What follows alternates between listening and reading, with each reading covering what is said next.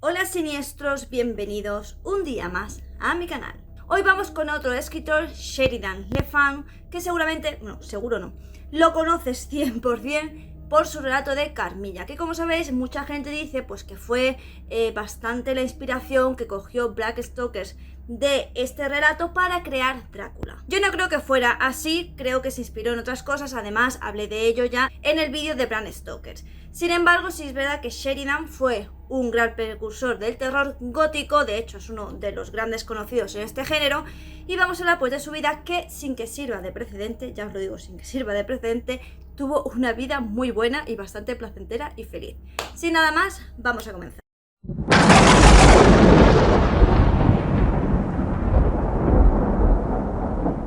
Sheridan Le Fanu, que es más conocido como Joseph Thomas Sheridan Le Fanu, nació en Irlanda el 28 de agosto de 1814, concretamente en Dublín. Fallecería el 7 de febrero también en Irlanda en 1873 y, como os digo, fue considerado uno de los grandes maestros del género de terror gótico. Le Fanu sacó muy buenas notas, aunque siempre es verdad que le llamó bastante la atención la literatura, pero se sacó la carrera de abogado pese a su gran pasión. Empezó escribiendo algunos artículos en prensa, pero al final pues esa vena literaria que ya tenía por parte de su padre y de su abuelo fue lo que se impuso y finalmente él empezó a escribir. Así que a lo largo de su vida no solo escribiría un montonazo de artículos en periódicos, sino también relatos y obras literarias. Como buen escritor de terror gótico, pues lo que más le caracteriza es la capacidad de crear esas atmósferas tan espesas e inquietantes, y también es verdad que hace unos personajes que esto sí que creo que es muy de Sheridan y no de otros, aunque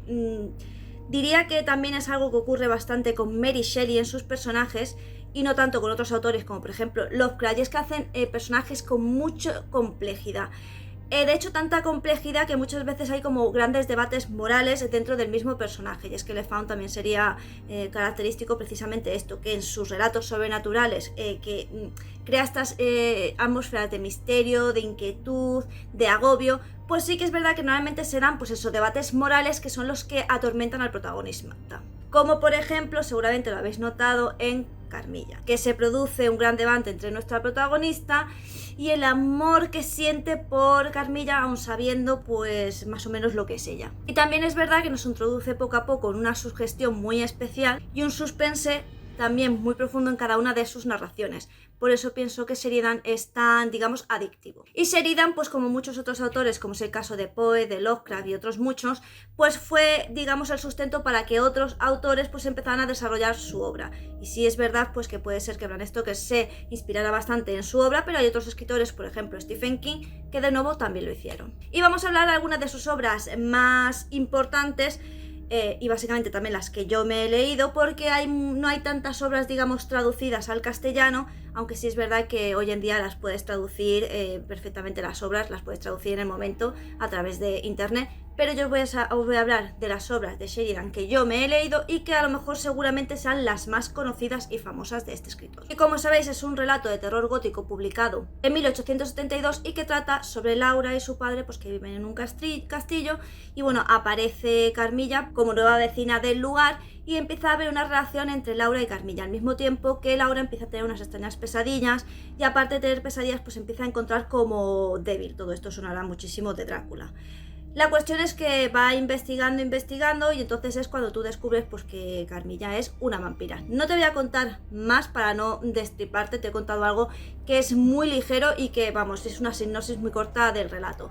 Pero sí que es verdad que en esta obra destaca pues que era la primera vez que se presentaba la figura de un vampiro femenino, y no solo eso, sino que se hablaba de lo que era el lesbianismo, y es que había por primera vez una relación lésbica. Además de que en este libro también podemos saborear bastante lo que era la represión sexual, debido pues eso, a que Laura sentía atracción por Carmilla y la relación que hay entre ambas. Así que esta obra, no solo por ser primigenia en el relato de los vampiros, sino por ser un vampiro femenino y por representar una relación lésbica y una represión sexual pues que hasta entonces no se había hablado sobre ella. Tenemos un libro de relatos cortos que se llaman En un cristal oscuro, y que precisamente uno de los que componen es Carmilla, pero hay otros relatos que componen este libro, que además digamos que el eje principal es que tenemos un doctor que nos va narrando cada uno de los casos que ha investigado, y cada uno de los casos pues es uno de estos, uno de ellos sería Carmilla.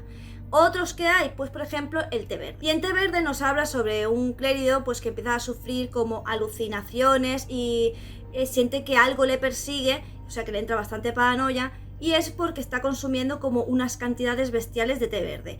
Llega a un punto en el que no duerme, entonces toda esta manía persecutoria y esta paranoia como que va a más, a más, a más. Y este relato pues básicamente trata sobre ello.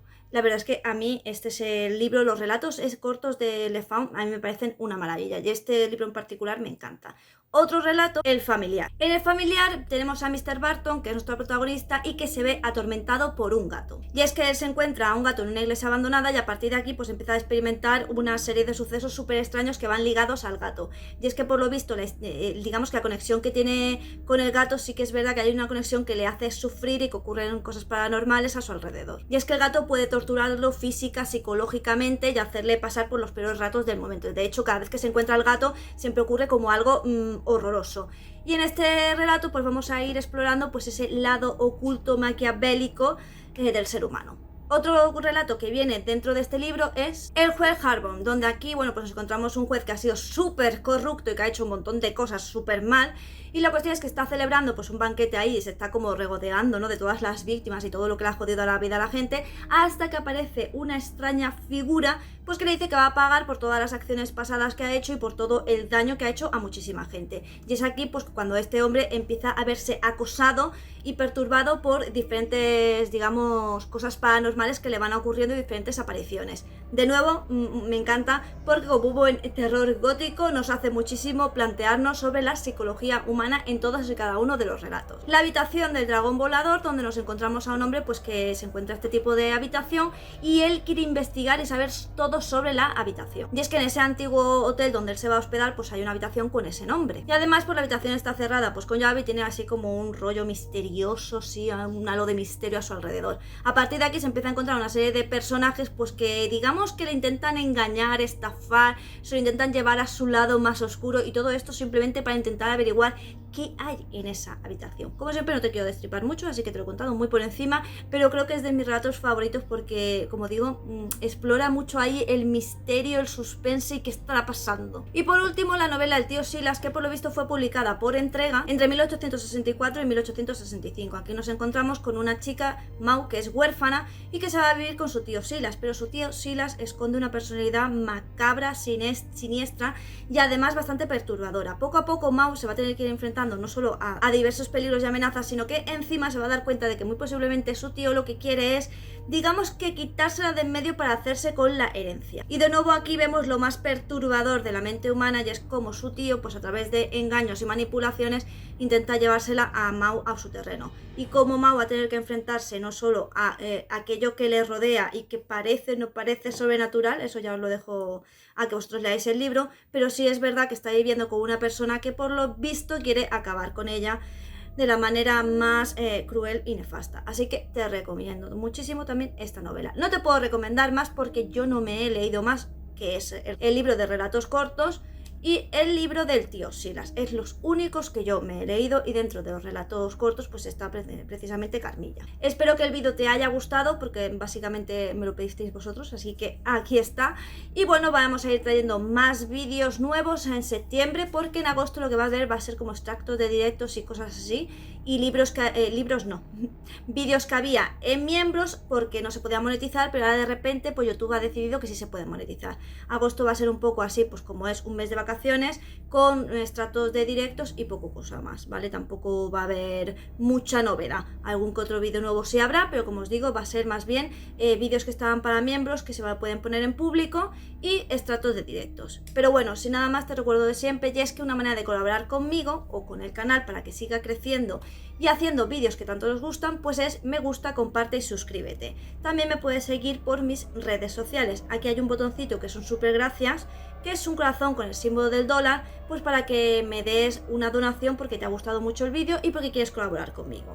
Otra forma de colaborar, pues ahí tenéis las donaciones, que es el PayPal, y también puedes hacerte miembro del canal y disfrutar de contenido exclusivo, que son varias cosas, muchísimas de hecho, vídeos, directos,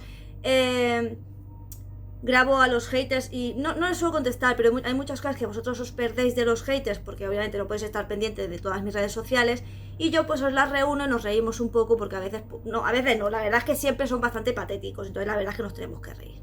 Pero bueno, sin nada más, recuerda que aquí nos vemos todos los días, ya sea en vídeo, directo o short. O sea que si tú no me ves antes, realmente es porque tú no quieres. Y sin nada más que decir, solo me toca decirte adiós.